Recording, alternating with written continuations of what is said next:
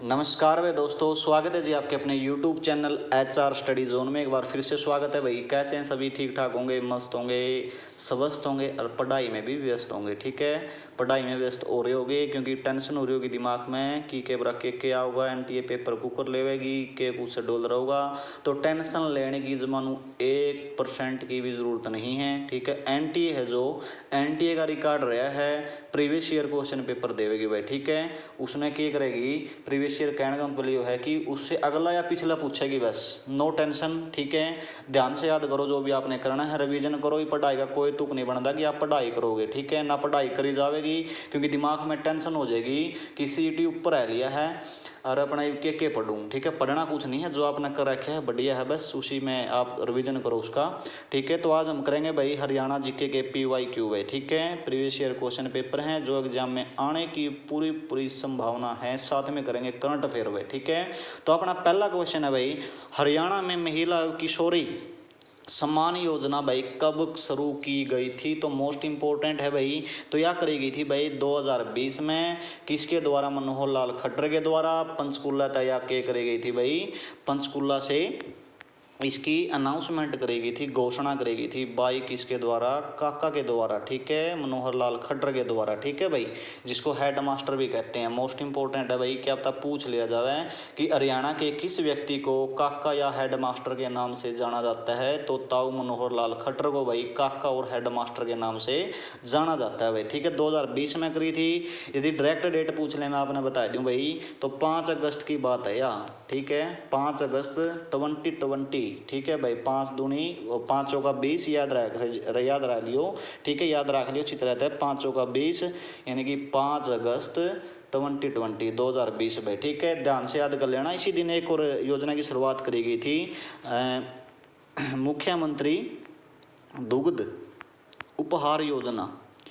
मुख्यमंत्री दुग्ध उपहार योजना की शुरुआत भी इसी दिन करी गई थी, जो कि मोस्ट इंपॉर्टेंट है। अगर मैं बात करूं, देखो इसका उद्देश्य क्या है हरियाणा में महिला किशोरी सम्मान योजना का? तो इसका उद्देश्य है 10 से लेकर जो 45 साल की युवतियां हैं या औरतें हैं, ठीक है, उनको क्या दिया जाता था भाई? फ्री में सैनिटरी पैड दिया जाता था। ठीक है, सैनिटरी पैड दिया जाता है। ठीक है, सैनिटरी पैड दिया जाता है भाई फ्री ऑफ कॉस्ट, जिसकी क्या है 10 से लेके 45 साल उम्र है उन युवतियों को या महिलाओं को भाई क्या दिया जाता है? सैनिटरी पैड दिया जाता है। इसका लक्ष्य था भाई। ठीक है, फ्री ऑफ कॉस्ट दिया जाता है हरियाणा सरकार के द्वारा। मोस्ट इंपॉर्टेंट है, ध्यान से इसको याद कर लेना भाई। ठीक है, क्वेश्चन जैसे दे देगी HSSC कि हरियाणा में महिलाओं किशोरी सम्मान योजना जो सैनिटरी पैड दी जाती है किस उम्र से लेके किस उम्र की उसके युवतियों के द्वारा दी जाती है, युवतियों को दी जाती है या महिलाओं को दी जाती है। ठीक है, तो ऐसे ऐसे क्वेश्चन पूछ लेगी, ध्यान से याद कर लेना भाई। हरियाणा में एक किसकी प्रणाली है? तो मोस्ट इंपॉर्टेंट है तो भैया कि अपने CNG बस सेवा है। क्या है? CNG बस सेवा है। तो अपना हरियाणा में चल रहा है या तो CNG तो चलने वाली है या। ठीक है, कोई पेट्रोल तो चल रहा है, कोई डीजल तो चल रहा है, लेकिन यह किस चल रहा है? CNG तो चल रहा है। ठीक है, तो अपना हरियाणा में 3-4 प्रकार की बसें हैं, एक बार जिक्र कर लूँ मैं। एक अपनी हरियाणा शक्ति भाई। ठीक है, हरियाणा शक्ति लंबा रूट रानी कहा जाता है इसको, हरियाणा शक्ति को। और दूसरी के है एक हमारा हरियाणा गौरव के है, हरियाणा गौरव। और तीसरी के है भाई, तीसरा अपना हरियाणा उदय। ठीक है, हरियाणा उदय मोस्ट इंपॉर्टेंट है। हरियाणा उदय तो आपने यही है कि CNG तो चल रहा है।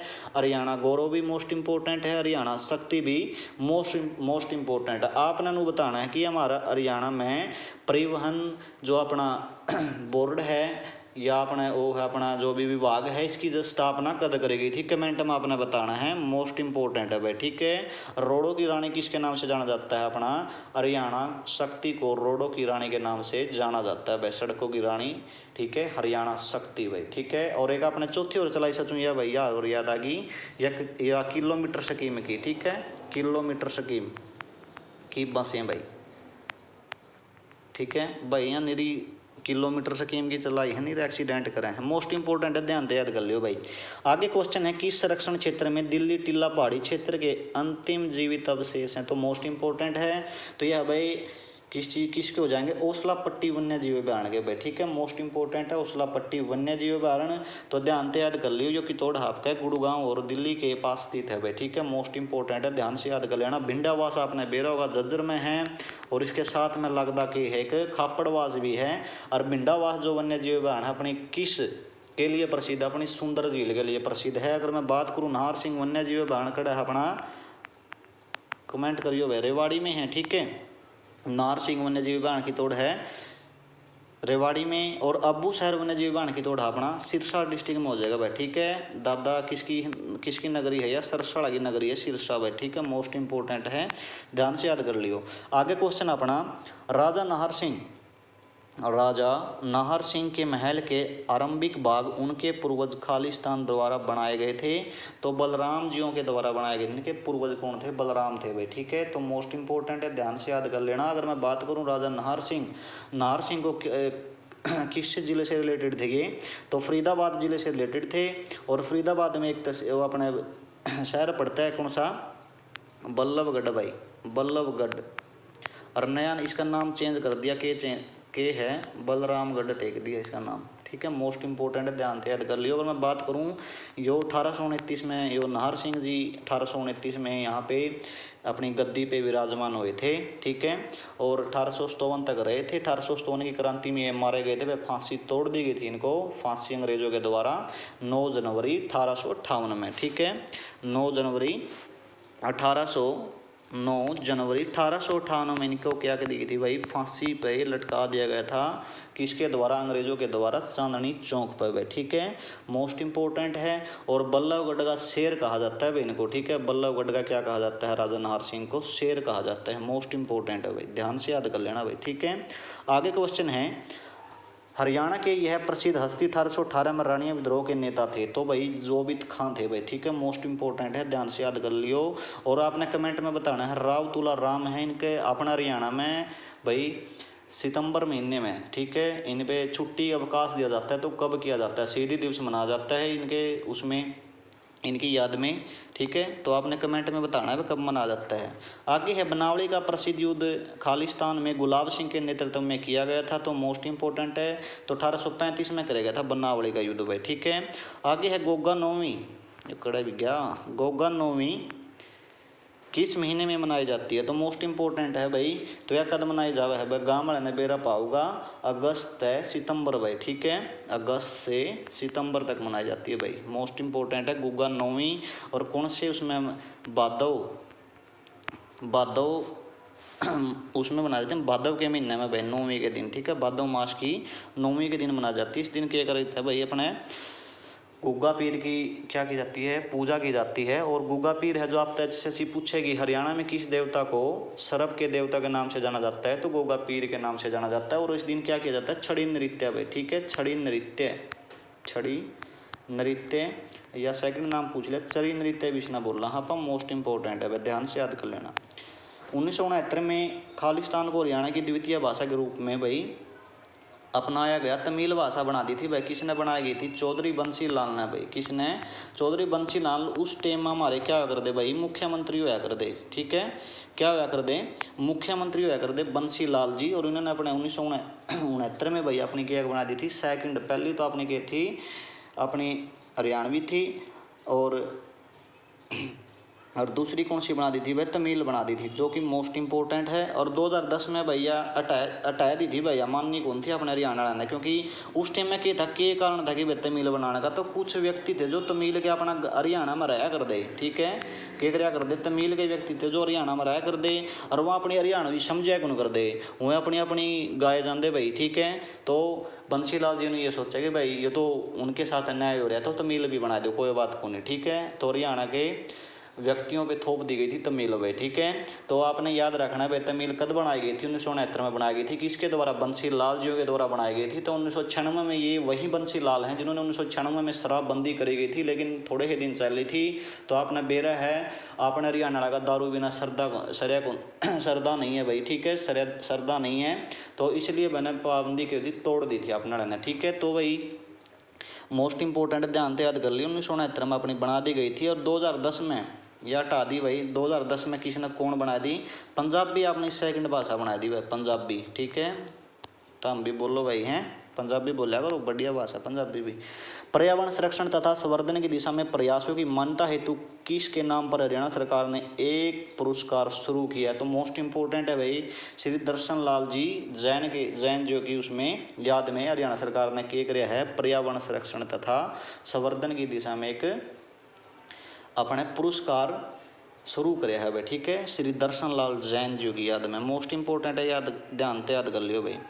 दिल्ली की किस दिशा में हरियाणा राज्य आच्छादित नहीं है? तो मोस्ट इंपोर्टेंट है भाई, दक्षिण में भी है, पश्चिम में भी है, उत्तर में भी है, तो पूर्व में नहीं है भाई। पूर्व इज द राइट आंसर हो जाएगा। ठीक है, आगे है निम्नलिखित कथनों पर विचार करें भाई। ऐसा क्वेश्चन देखने को मिलेगा भाई आपको 100%। है ठीक है, जो क्वेश्चन नंबर 11 है ऐसा।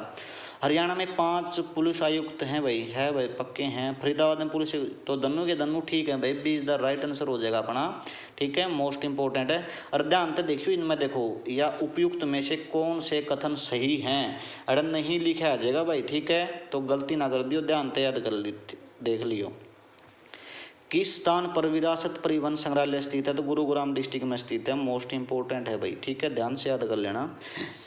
एक ऐसा वाद्य यंत्र जिसमें एक हाथ से हवा भरी जावे है तथा दूसरे हाथ से बजाया जाता है, तो हारमोनियम है भाई। हारमोनियम ऐसा यंत्र है जिसमें एक हाथ हवा भर देंगे पर दूसरा हाथ के देंगे बजा देंगे भाई। ठीक है, तो भाई घनी कसूती दोनों है इसकी, हारमोनियम की। और सारंगी आपने बेरा होगा भाई, सारंगी के बना अपना बड़ी उसकी लकड़ी की बनाई जावे है। बीन आपने बेरा होगा, सांप सूप काटने का काम आकर सपेरे बजा कर रहे हैं। और बांसुरी कृष्ण भगवान बजा कर दे गोपिया ने अपने खुश करने के लिए भाई। ठीक है, आगे है प्रभातो ही विकास राणा कौन से जिले तय है भाई? तो मोस्ट इंपोर्टेंट है, तो हरट ऑफ हरियाणा। तो हमारे जींद डिस्ट्रिक्ट से संबंध रखे है। जींद में ना गांव का नाम पूछ लिया, कंडेला। ठीक है, माम तो भाई सापुर कंडेला बोलिया करा। ठीक है, इकट्ठे गांव है यहाँ, सापुर कंडेला। कंडेला गांव तो अपना संबंध रखे हैं। पर्वतारोही है भाई, पहाड़ा पर चढ़िया करा है यहाँ विकास राणा जी। ठीक है, चौधरी छोटू राम जयंती कब मनाई जाती है? तो मोस्ट इंपोर्टेंट है भाई, ध्यान से याद कर लेना, कब मनाई जाती है चौधरी छोटू राम जयंती? तो यह मनाया जावे बसंत पंचमी वाले दिन। ठीक है, बसंत पंचमी वाले के दिन अपने के बनाया जावे छोटू राम जयंती।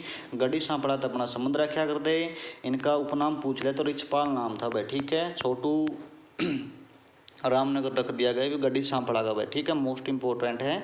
और रोहतक डिस्ट्रिक्ट से अपना संबंध रखा कर दे भाई। ठीक है, आगे है गुरुद्वारा बंगला साहिब कहाँ स्थित है? तो रोहतक में स्थित है भाई, वो मोस्ट इंपोर्टेंट है बंगला साहिब। ठीक है, आगे है बाबा शाह कमाल की मज़ार हरियाणा में।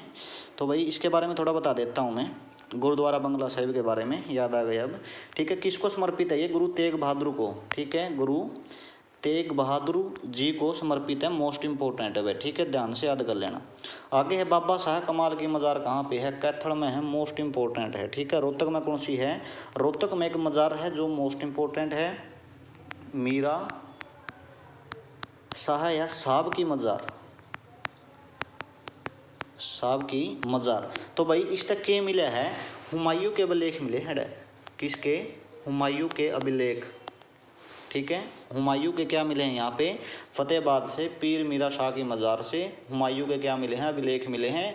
हरियाणा में एकमात्र ऐसी मज़ार है जहाँ पर हुमायूं के अभिलेख मिले हैं। पीर मीरा शाह या मीरा शाह की मज़ार से हुमायूं के अभिलेख मिले हैं। मोस्ट इंपोर्टेंट है, वह ध्यान से याद कर लेना। ठीक है, आगे है गोपालगिरी का दुर्ग का निर्माण किसने करवाया था? गोपालगिरी का दुर्ग, तो गोपालगिरी का दुर्ग बनाया था बलबन ने भाई। ठीक है, मोस्ट इंपोर्टेंट है। अगर मैं बात करूँ बलबन का बारे में, तो ये दिल्ली का 9वां सुल्तान था। कौन सा था? 9वां सुल्तान था। एसएससी पूछ ले कि बलबन था जो दिल्ली का कौन सा सुल्तान था? 9वां सुल्तान था भाई। ठीक है, और ये कौन था? जमा गणाए कसूता भूंडा आदमी था भाई वो। ठीक है, और किस वंश का संबंध रखा था? गुलाम वंश था, गुलाम वंश था। ठीक है, और ये कौन था? इल्तुतमिश का के था यो? इल्तुतमिश का के था भाई यो? गुलाम था यो भी। ठीक है, इल्तुतमिश का के था? गुलाम था, नौकर था।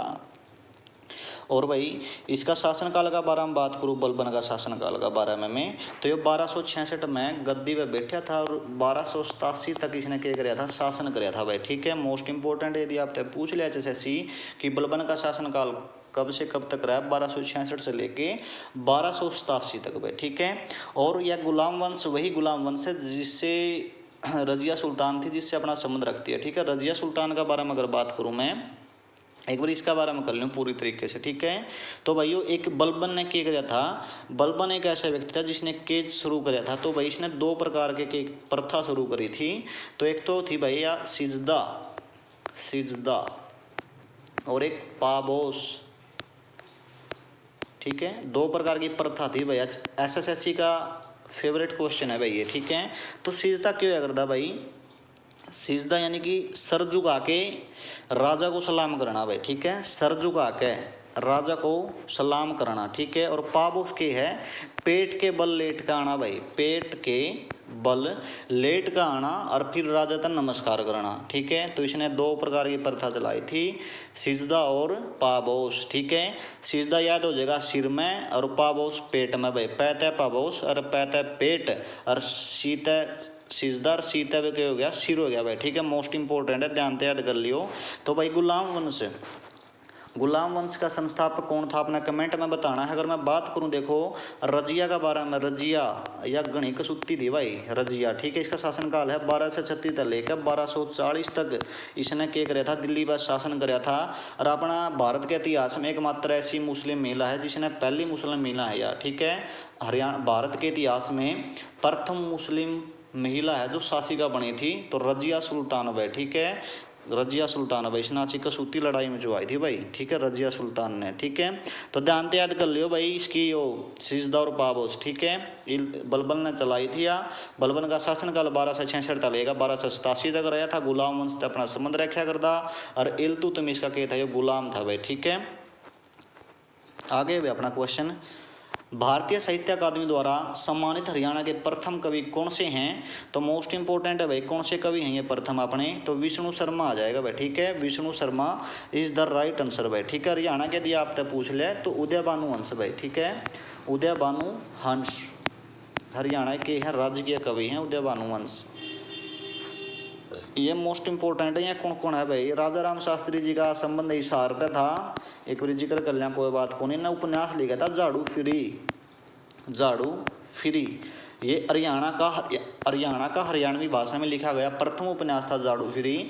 और इसके अलावा एक और लिखा था फक्का कुटनी, क्या कहा था, फक्का कुटनी उपन्यास भी इन्होंने ही लिखा था भाई, राजा राम शास्त्री जी ने। ठीक है, मोहन चोपड़ा ने भाई नीड के आगे बहुत सारे उपन्यास लिखे हैं, अलग से वीडियो बना दूंगा। जयनारायण कौशिक ने क्या करा था, बूढ़ी सुहागिन और माटी का मोल भाई। ठीक है, बूढ़ी सुहागिन, सुहागिन और माटी का मोल भाई, माटी का मोल, माटी का मोल किसने लिखा था, जयनारायण कौशिक ने भाई। विष्णु शर्मा मोस्ट इंपोर्टेंट है भाई, ध्यान से याद कर लेना। ठीक है, आगे हादी हरियाणा के नाम से किन्हें जाना जाता है भाई, हादी हरियाणा, तो अहमद बख्श ने भाई, अहमद बख्श थानेसरी भी बोलना हाँ भाई इसने। ठीक है, आनंद बख्श थानेसरी।